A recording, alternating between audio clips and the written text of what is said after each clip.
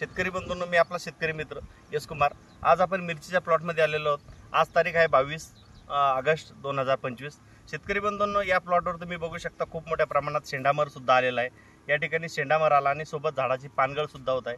तर शेतकरी बंधूंनो, झाला 15 ऑगस्ट पासून सततधार पाऊस चालू आहे आणि पाऊस चालू असल्यामुळं ढगाळ वातावरण असल्यामुळं झाडाला सूर्यप्रकाश मिळत नाही। सूर्यप्रकाश मिळत नसला तर ढगाळ वातावरणामध्ये झाडाला नायट्रोजन जास्त प्रमाणात भेटतं आणि पोटॅशची झाडाला कमतरता दिसते, कारण की ढगाळ वातावरणामध्ये पोटॅश न मिळाल्यामुळं झाडाची रोगप्रतिकारक शक्ती कमी होते।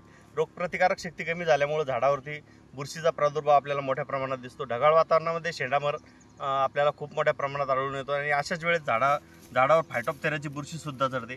तर या तुम्ही मिरचीच्या शेतामध्ये बघू शकता, खूप मोठ्या प्रमाणात या शेतकऱ्याचं खूप मोठं नुकसान झालं। मिरचीचे जे काय फळ असेल पूर्ण फळांची सड झाली। शेतकरी बंधूंनो, अशा वेळेस तुम्हाला कोणती फवारणी करायला पाहिजे? शेतकरी बंधूंनो, मिरचीवरती ढगाळ वातावरणामध्ये तुम्हाला सिंजंटा कंपनीचं रिवास नावाचं औषध आहे आणि त्यासोबत नागार्जुनाचं इंडेक्स या दोन्ही बुरशीनाशकची एकत्रित फवारणी करून घ्या।